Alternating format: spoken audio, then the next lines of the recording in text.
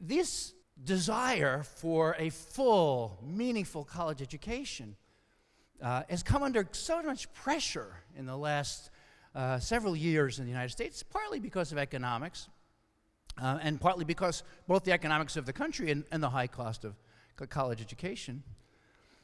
But it's a long tradition in the United States to put this question of what we want from a college education under pressure. But I think we have an answer here at Wesleyan, and I'm going to try to just spell it out quickly for you, and to say that it's an extraordinarily exciting time to be starting at Wesleyan because of the specific dimensions of our answer to this question. At Wesleyan today, your students will find not everything they want. When everybody wants to get into a small class because it's taught by a great teacher and it's an interesting subject, they can't all do that because it won't be small.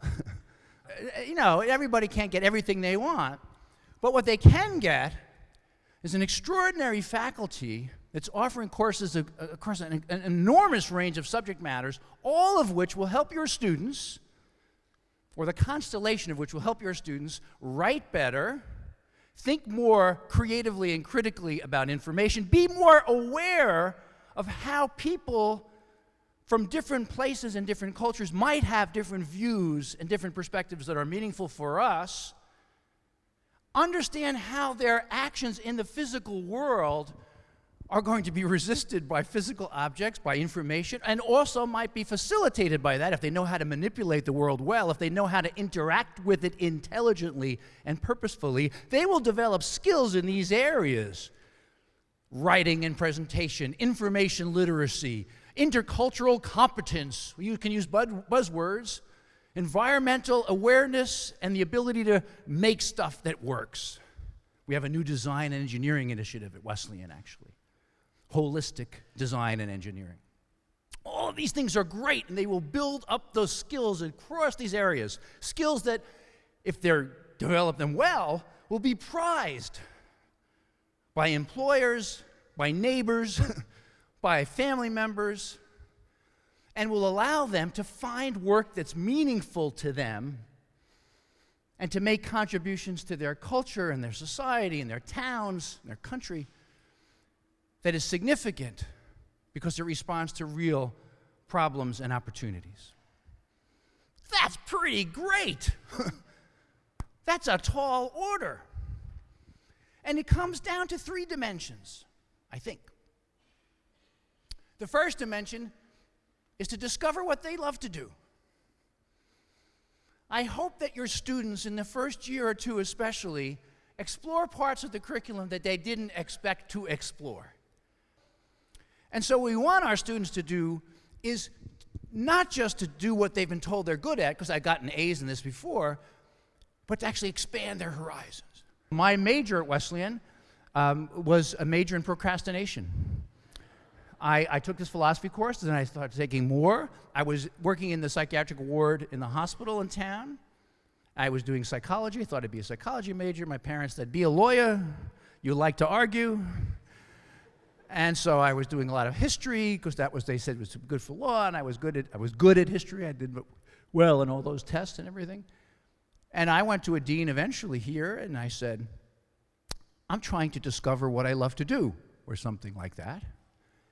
And I don't know what to do. I really love philosophy. I really like psychology, and history is a key part of what I'm doing.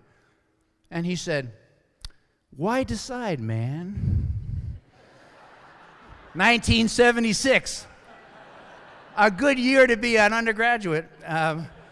He had hair down to his belt, had big wine bottles with ferns in them. Why decide, man? And so he said, you can make up a major at Wesleyan. It's called a university major. I couldn't believe this. And so we filled out a form, and my major was the history of psychological theory. So imagine when I called my father with that.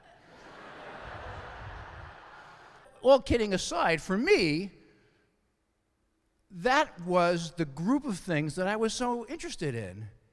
And it didn't really matter how the university was divided. And that's why I tell you the story. Not just because it's funny and you need a little laughing, but because it doesn't matter how the university is divided. What matters to your students, and I hope they learn this quickly, is that there are tremendous resources across this place. There are people with extraordinary ideas, from ethnomusicology to work on stem cell and research having to do with epilepsy, from philosophy of religion to computational physics. Extraordinary range of ideas. They should find the people from whom they can learn most deeply. The structures will accommodate their passions if they're good at what they do. That's number two. First thing is to find what you love to do, and the second thing is to get better at it. I made the mistake as a first-year student of thinking I was already pretty good. This same professor who I was just, the virtues of whom I was extolling, Mike Davis, when I wrote my final paper for him, I said, in conclusion, Nietzsche, one of the greatest philosophers in the Western tradition, said that all things will come around again and again, or something like that. He wrote in the margin words I will never forget, unfortunately, which is, Mr. Roth, you are in no position to make this claim about Nietzsche. Oh, wait, that's the good part. That's the nice part. Second part, if you make such a claim, you ought to learn how to spell Nietzsche.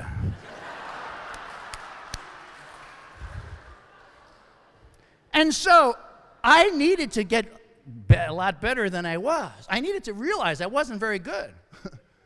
I needed to be not just steered and not just to have resources. I needed to be frustrated and told I was wrong and said, you're not doing this right.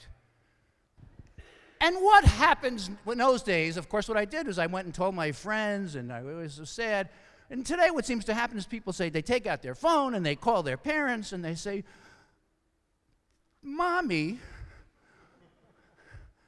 the professor said I'm writing in a bad way, or the professor said I shouldn't play piano for a few weeks. I should just listen to piano. And that may happen to you. I hope it happens to you. That your son or daughter calls up and says, I got a C on a test because the professor's a jerk.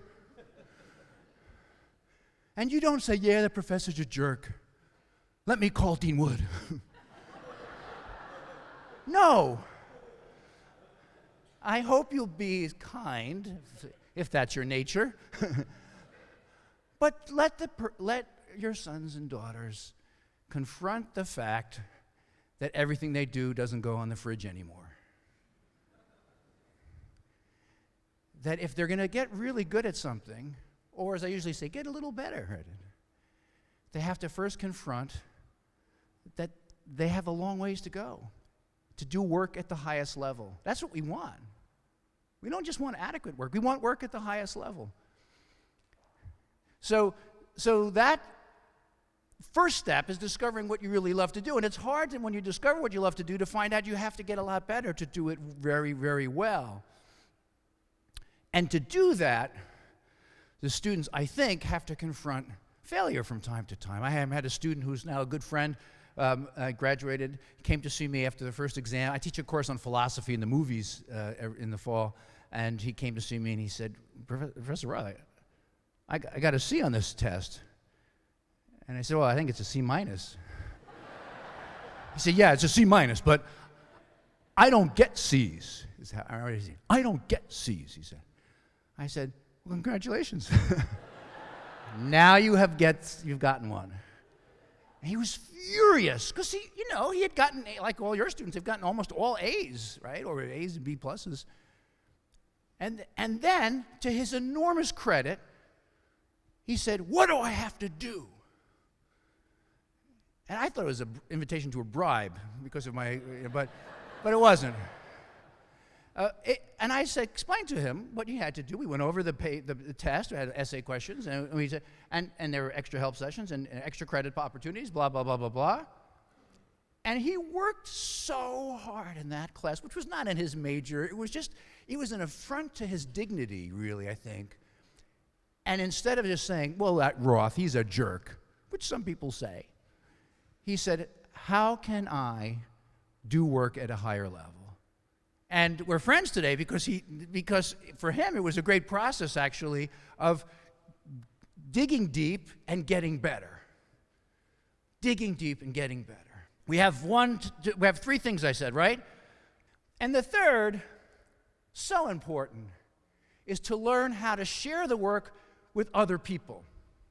I mean that both in the kind of sweet communitarian sense of sharing work with, and getting it out to other people in a nice way, but I also mean it in the sense of bringing your work to the marketplace of ideas.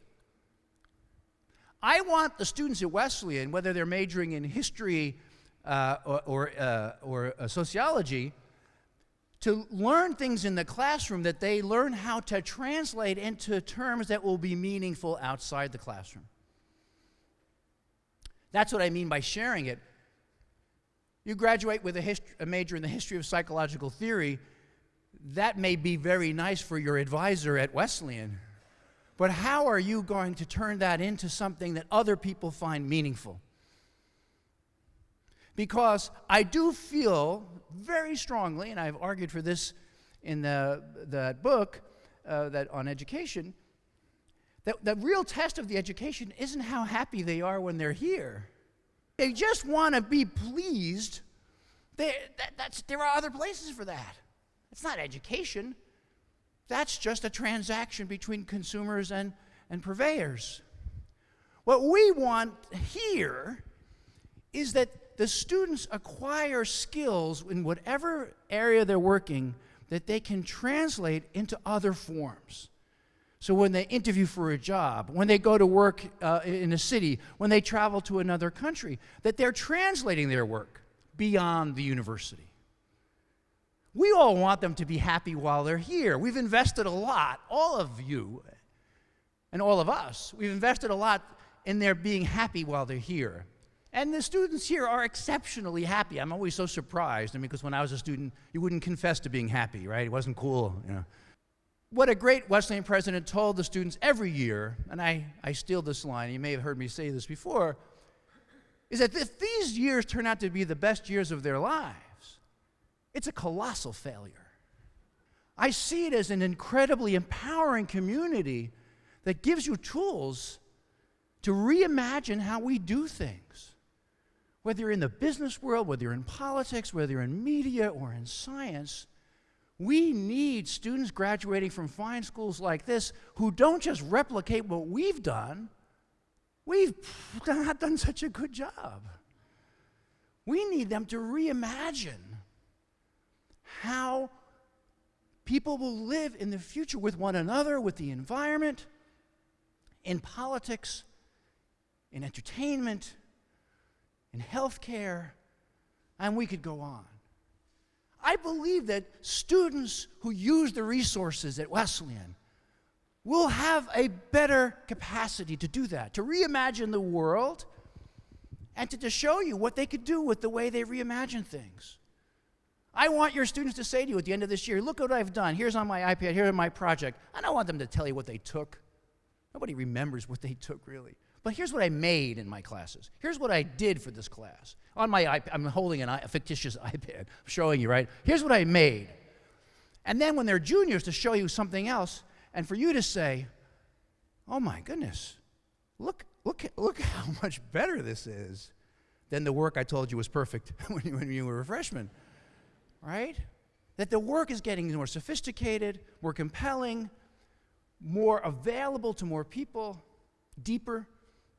And when that happens, you're going to think back when you're juniors or when they're seniors, when you see that work, and when you hear your student talk about art or politics or science or whatever it is. I hope, anyway, that you think back to this time in the chapel and you say, we didn't change your students. We just helped them become who they could really be, as you have done.